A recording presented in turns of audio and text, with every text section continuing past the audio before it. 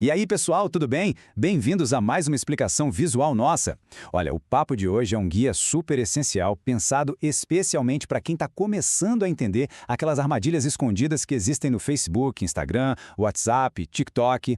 Sabe, todos os dias a gente abre esses apps para dar uma risada, bater papo, compartilhar a vida, né? Só que por trás dessa carinha super amigável que a tela mostra, tem um cenário bem complexo rolando de verdade e a gente precisa entender como isso funciona para poder navegar de boa e com segurança. Então, vamos construir juntos essa base de conhecimento passo a passo, baseados em fatos reais.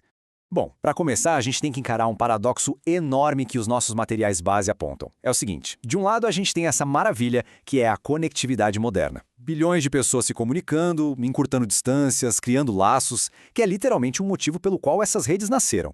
Mas aí vem o outro lado da moeda. A dura realidade é que esses mesmíssimos espaços virtuais viraram o escritório principal de muito criminoso digital. É aquela velha história, onde tem muita gente reunida, os oportunistas também estão por lá, só esperando a chance.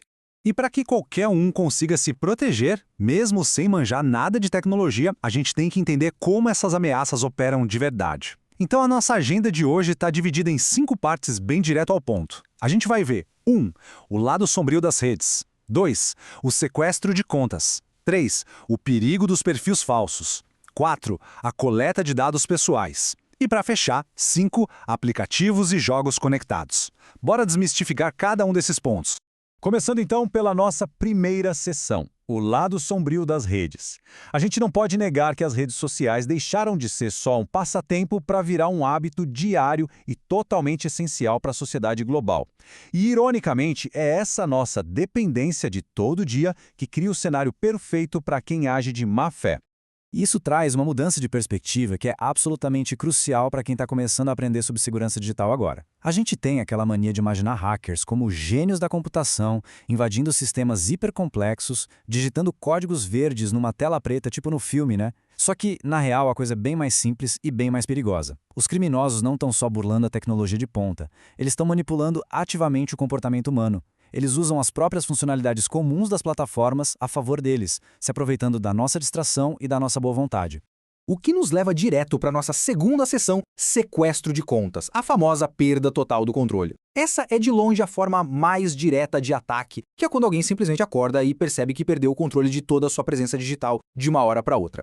Se a gente olhar a anatomia desse ataque com calma, dá para desmistificar muita coisa. No passo 1, o criminoso rouba as credenciais da pessoa. E traduzindo do tecniquez, credenciais são só o usuário e a senha. Isso rola muito através do chamado phishing, que é quando a pessoa cai na isca e clica num link falso que imita perfeitamente uma tela de login verdadeira. Aí no passo 2, com a senha na mão, o invasor simplesmente tranca o verdadeiro dono do lado de fora e assume o controle. E no passo 3, bom, é aí que a dor de cabeça começa de verdade, porque a conta vira uma arma.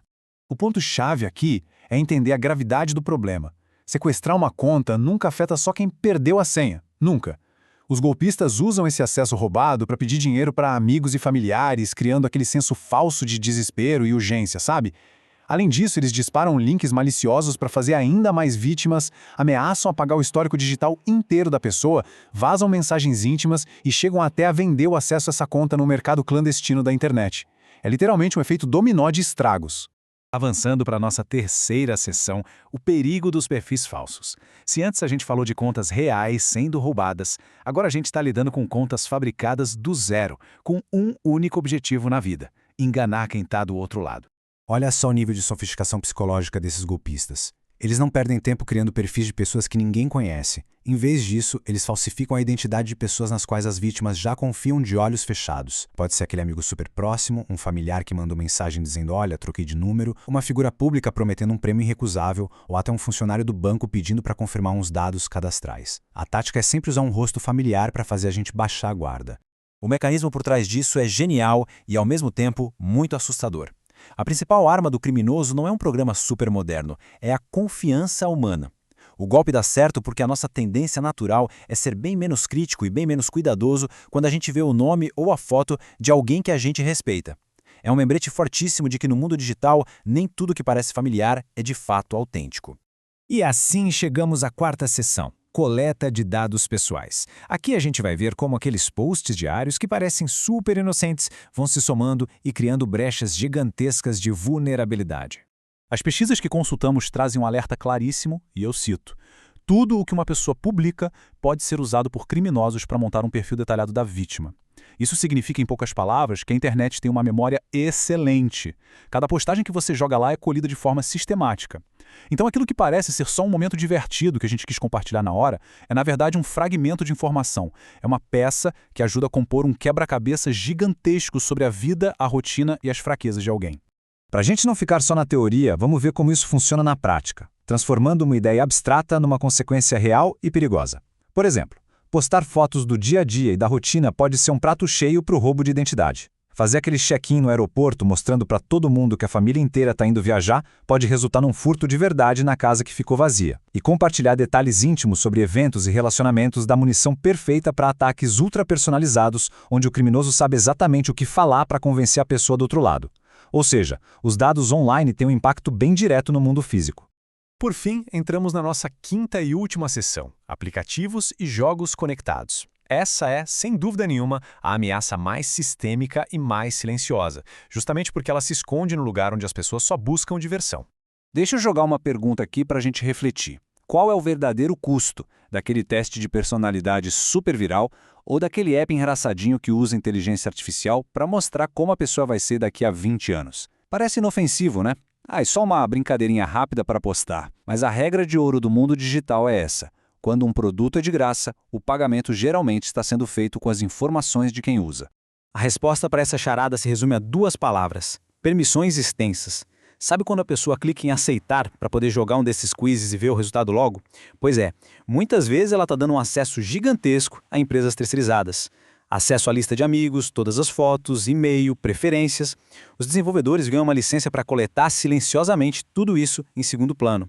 E não para por aí, porque frequentemente eles empacotam e vendem esses dados para outras empresas ou até para atores mal intencionados. E tudo isso sem que a pessoa tenha ideia do que está rolando de verdade. Resumindo bem essa armadilha estrutural, o contraste é bizarro.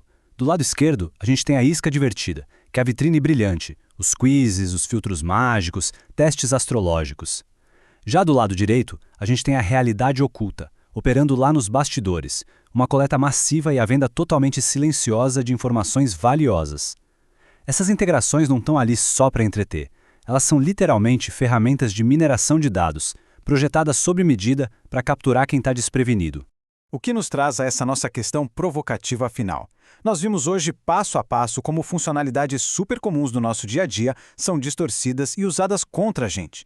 O roubo de contas, os perfis falsos, o perigo de expor a rotina sem querer e esses joguinhos que sugam os nossos dados. Sabendo dessa facilidade absurda com que a confiança humana e as informações mais básicas viram armas, que tipo de armadilha oculta pode estar esperando a gente na próxima rolagem de feed? Fica aqui o convite para manter a antena sempre ligada, questionar cada clique e aplicar no dia a dia o que a gente aprendeu hoje. O conhecimento é e sempre vai ser a nossa melhor defesa. O meu muito obrigado por acompanhar essa nossa explicação visual de hoje e que a segurança digital vire um hábito diário. Até a próxima!